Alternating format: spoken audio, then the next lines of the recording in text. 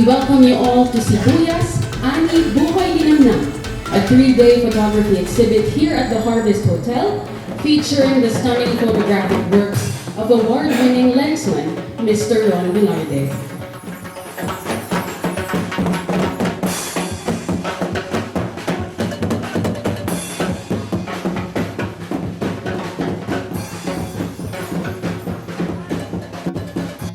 Ang araw na ito ay isang paalala na ang kultura ang nagbibigkis sa ating lahat.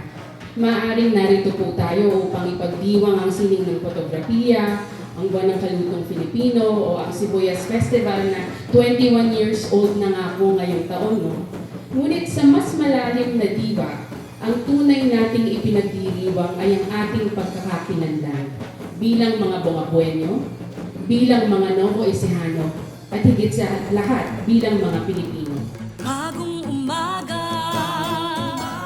ating yakapin, lampi ng sariwa, simoy ng hangin, masaganang ani sa lubungin, hitik sa sibuyas. Sibuyas, ini-import pa ang buto mula sa Amerika at sa Europa. Kasi mga gamit na pampuksa sa mga pulisa galing po sa Europa.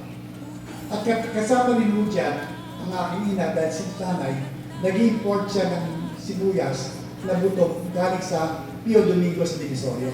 Kaakibat kanya. Ang magulang po at mga magagandang pamilya ay magkakasama sa pagtangkilik na mailagay ang pagsisibuyas. Ang sibuyas ay nakikita natin isang produkto. Pero meron talaga ng kwento dyan. Sa buong Pilipinas, tayo lang pwede na ipagmalaki sa ating kasarinlan na one town, bumabong, one product, Sibuyas, one festival, Sibuyas Festival at one museum ang kultura ng pagsisibuyas. Palakpakan natin ang bayan ng Bumabong.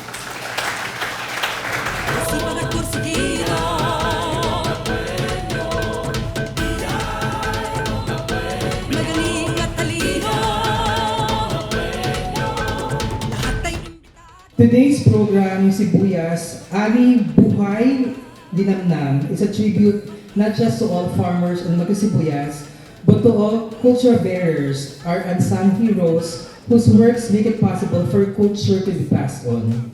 Ang kultura ang bumubuhay sa atin, ito'y kaluluwa ng ating bayan, dahil ang isang bayan walang kultura ay walang buhay, gutom at buhaw. Sa fiesta, bidang-bida.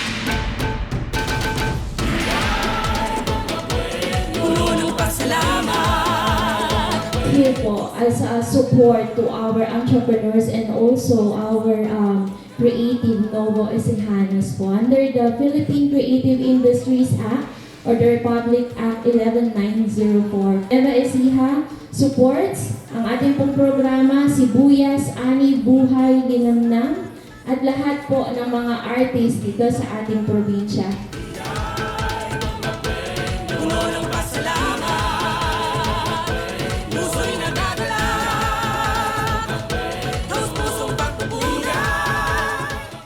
Gusto ko po magpasalamat sa oportunidad na binigay sa akin para gawin itong proyekto sa tulong at initiative nila Mama Armando Heron, Marcy, at sa lahat ng taong sumuporta upang malikha ang obra na ito. Upang maipakita ang pamumuhay ng magsasaka mula umpisa hanggang matapos ang ani. Maraming salamat sa lahat at mabuhay ang ating mga magsasaka, mabuhay ang Bungabon at ang kulturang Pilipino.